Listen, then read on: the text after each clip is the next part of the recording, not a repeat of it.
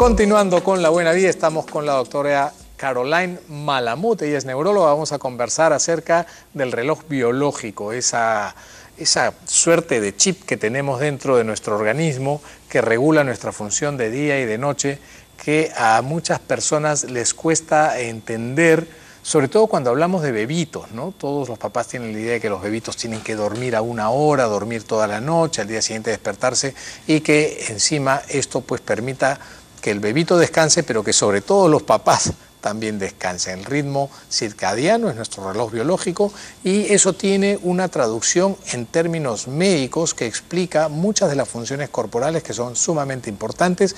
Para eso hemos convocado a la doctora Caroline Malamud, ella es neuróloga, para conversar acerca de esto. ¿Cómo estás, Caroline? Hola. Bienvenida a La Buena Vida. Después de un tiempito, me da gusto tenerte aquí en el programa. Porque yo creo que tú conoces bien este tema. De hecho, es un tema importante porque es parte de la información que el público tiene que tener para saber cómo debe descansar y por qué tenemos que descansar, ¿no es cierto? Así es. ¿Qué cosa es el reloj biológico? En realidad el reloj biológico no es una sola estructura, ¿no? No es un tic-tac. No, en realidad se le llama el reloj biológico al núcleo supraquiasmático que se encuentra en el hipotálamo. O sea, es una zona dentro del cerebro del hipotálamo. Exacto, del hipotálamo, que regula ciertas funciones, ¿no?, que son circadianas, es decir, que duran alrededor de 24 horas, cerca de un día. Entre ellas tenemos la temperatura, la secreción de algunas hormonas como el cortisol y el sueño, que es el más importante de todos ellos. Pero es una red neuronal, no solamente es un sistema, ¿no? Exacto, no es solamente, digamos, el núcleo supraquiasmático, sino más bien toda una red de neuronas que hacen interconexiones, incluso con la retina, para poder, digamos, diferenciar luz de oscuridad. ¿Esto se da en todos los seres vivos, esta función circadiana? En realidad sí, hay algunos seres vivos que no tienen, que son ultradianos, ¿no? Ajá, es decir, correcto. que dura un poco menos de 24 horas. Ya. Hay diferentes ciclos, es decir, hay relojes biológicos que duran menos o más de 24 horas, ¿no? En el humano sí, 24 horas. ¿El reloj biológico, en nuestro caso, cambia con la edad, cambia Sí. con el tiempo? Sí, claro. De hecho, la secreción de melatonina, como tú sabes, varía con la edad, ¿no? Los niños más pequeños secretan más melatonina durante la noche y mientras nos vamos haciendo mayores, secretamos menos melatonina. También el reloj biológico o el ritmo circadiano tiene ondas, ¿no? Así es. Son ondulantes. Así es. Entonces, la amplitud de las ondulaciones disminuye cuando somos mayores. Correcto. Por eso es que dormimos menos y dormimos más temprano y nos despertamos más veces durante la noche. Ah, ok. Cuando me vamos... estoy haciendo mayor entonces, porque ya me está pasando. Envejeciendo, ¿no? Estoy envejeciendo, ya me está pasando. Ahora, mencionaste a un actor importante en este ritmo circadiano, que de hecho iba a ser parte de la entrevista, pero vamos a adelantarnos un poquito. Melatonina. Este núcleo supraquiasmático, esta zona del hipotálamo que está en el cerebro, que regula nuestro ritmo circadiano, debe activarse o en más o en menos, influido o influenciado por otras sustancias. ¿La melatonina es una de ellas o es que la melatonina se produce en ese nivel y cumple una función importante? ¿Qué es la melatonina? La melatonina es una hormona secretada por la glándula pineal que lo que hace es regular de cierta forma nuestros ritmos biológicos. Todos ellos, no solamente el ritmo circadiano. Ahora, bueno, estamos hablando del ritmo circadiano. ¿Cómo no? Pero hasta el apetito se ve regulado por la melatonina, la posibilidad de oxidarnos o no oxidarnos. La temperatura. La temperatura. ¿no? La temperatura baja durante la noche. Correcto. Hay estudios que relacionan cáncer de mama con secreción de melatonina en algunas mujeres que la tienen alterada. Exacto. Entonces la melatonina regula muchas otras funciones, además de la del reloj biológico. Pero es muy importante, incluso hay ahora nuevos análogos de la melatonina, sintéticos, que se usan para el jet lag. El jet lag en el insomnio en niños ha tenido muy buenos resultados, la melatonina, efectivamente. Ya es aprobado por la FDA actualmente.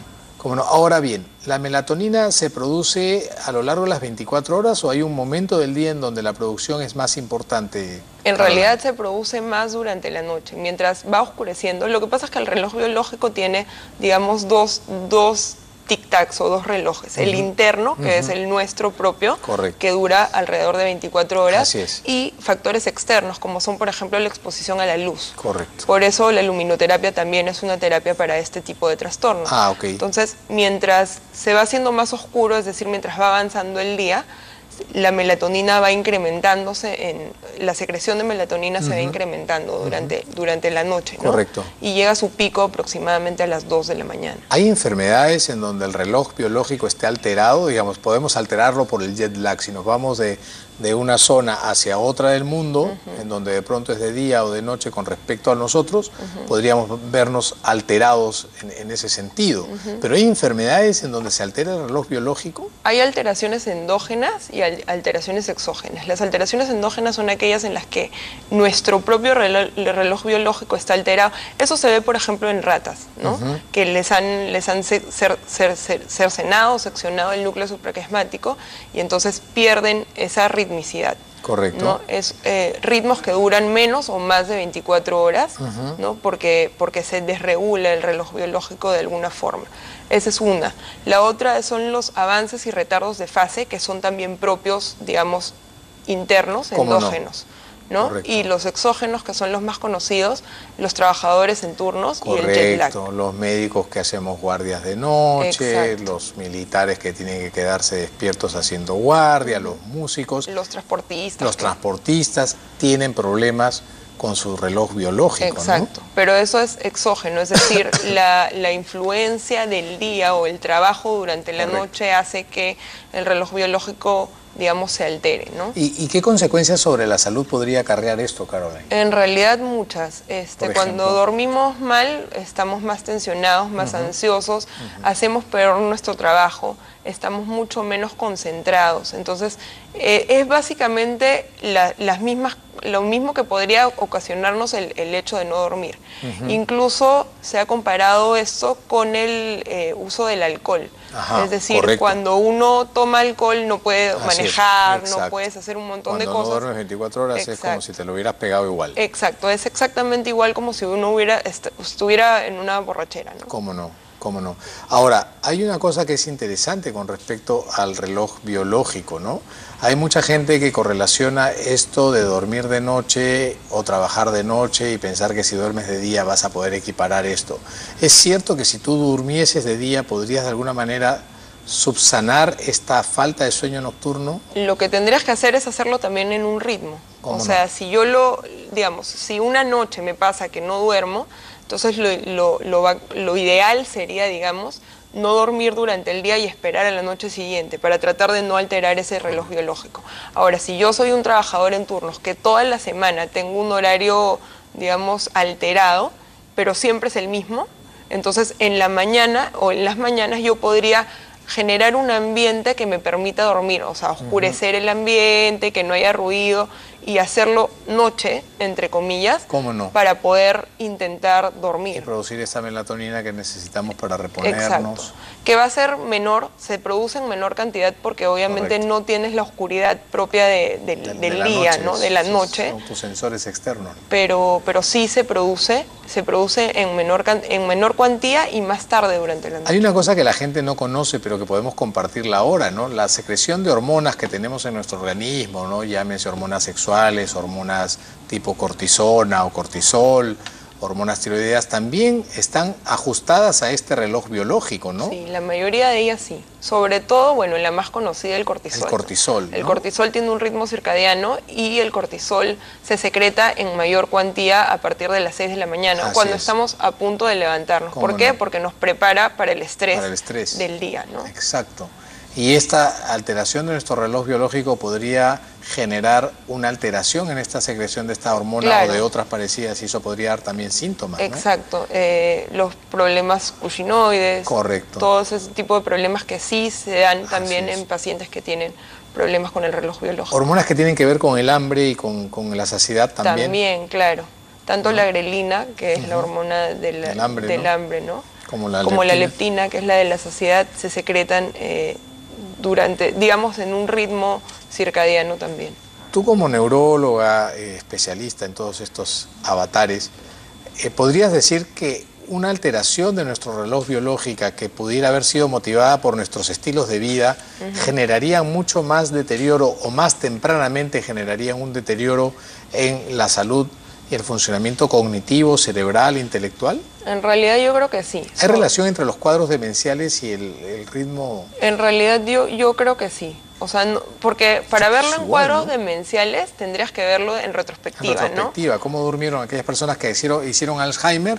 ¿Cómo Y, durmieron o cómo descansaron? Entonces es difícil, digamos, verlo en la práctica clínica habitual porque muchas veces el paciente no se acuerda cómo fue. Pero lo que sí te digo que hay muy comúnmente en la consulta son jóvenes que hacen avance de fase.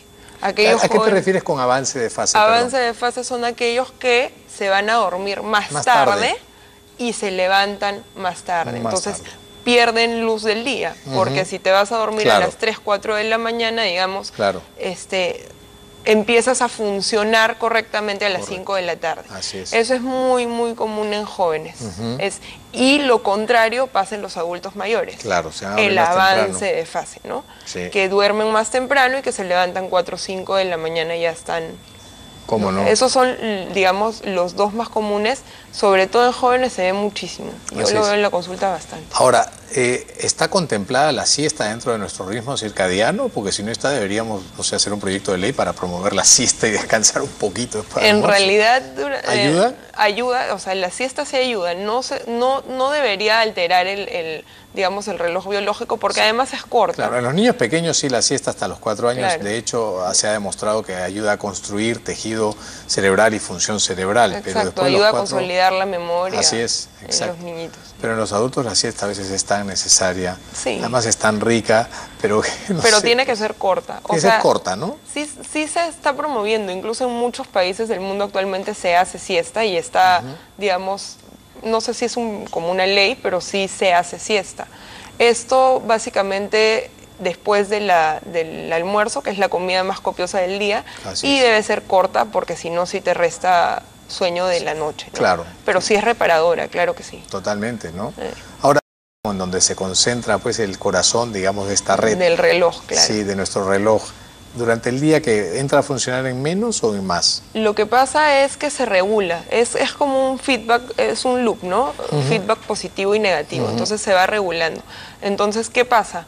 Es como, digamos, si yo tuviera una tina y la voy llenando, ¿no? Entonces la voy llenando de actividad que estoy haciendo durante el día y me voy energéticamente, digamos, cansando, ¿no? Y esto aunado con que se va haciendo más oscuro, va a hacer que mi tina se vaya llenando, llenando, llenando, y ahí inmediatamente en la noche se activa, por ejemplo, ya el sueño. ¿Por qué situaciones como el estrés, la pena, la depresión alteran nuestra posibilidad de descansar adecuadamente? ¿Qué cosa es lo que hacen con este sistema? ¿Lo bloquean? Porque se altera, se bloquea en cierto sentido, sí. Incluso una de las terapias para la depresión, y eso tú lo sabes, es la luminoterapia, ¿no? Hay muchos pacientes que están deprimidos. Así es. Y, bueno, la depresión tiene dos caras, ¿no? La hipersomnia, aquellos que se deprimen y duermen muchísimo durante el día, o aquellos que se levantan temprano durante la noche, no logran conciliar el sueño. Así es. Entonces, sí está súper, digamos, establecido que la depresión altera grandemente el reloj biológico y que uno de los tratamientos para la depresión es la luminoterapia, digamos, en casos de hipersomnia, ¿no? O cronoterapia en casos de que, bueno, haya una alteración, digamos, en el retardo o avance de fase en estos pacientes. La luminoterapia es fácil de entender, pero el término cronoterapia, ¿a qué hace referencia? A que, digamos, por ejemplo, en un paciente joven que tiene un problema de adelanto de fase, es decir, se va a dormir más tarde de lo habitual y se levanta más tarde de lo habitual, lo que nosotros intentamos hacer, o lo que el paciente debería intentar de hacer, es, por ejemplo, cada día levantarse media hora antes. ¿No? Ok, correcto. ¿No? Levantarse media hora y ir corriendo de a pocos, obviamente no lo vas a hacer de las 3 de la mañana a las 11 de la noche, ¿no? Pero ir corriendo de a pocos tu reloj biológico hacia atrás, digamos, ¿no? Es difícil conseguir melatonina en Lima, ¿no? Está como, no sé si está como remelterón aquí, la melatonina sintética. Sí, correcto. Pero sí, sí ayuda mucho para los trastornos de este tipo, retardo y adelanto de fase. De fase de sueño. Sí, y para jet lags que son crónicos, Claro, sí. los pilotos de avión, a las personas que tienen que viajar de un continente a otro por Exacto. cuestiones de trabajo. Los trabajadores en turnos, por ejemplo, se También. considera un jet lag crónico. Correcto, ah, ¿no? ok. Es Mira, considerado un interesante. jet lag crónico y entonces ahí tenemos también la opción. Ahora, el jet lag del paciente, de la persona que se va, no sé, una semana, esto debería regularse entre 2 y 6 días. Claro. ¿no? Se supone Eso. que es un día por cada hora de diferencia, ¿no? Exacto, Más o es menos. un día por cada hora de diferencia, más o menos. Pero se dice que hasta 14 días puede durar. Sí, o sí, sea, sí, puede lo ser, máximo estoy que seguro. yo he leído, 14 días. Sí, es cierto, 14 días que todavía puedes tener una fase ahí de desajuste que se va a De ir regulando poco a desajuste, poco. sí. Poco a poco. Caroline, ha sido un placer verte por acá. Muchísimas gracias por Muchas compartir gracias tu a tiempo con el ustedes. público de La Buena Vida.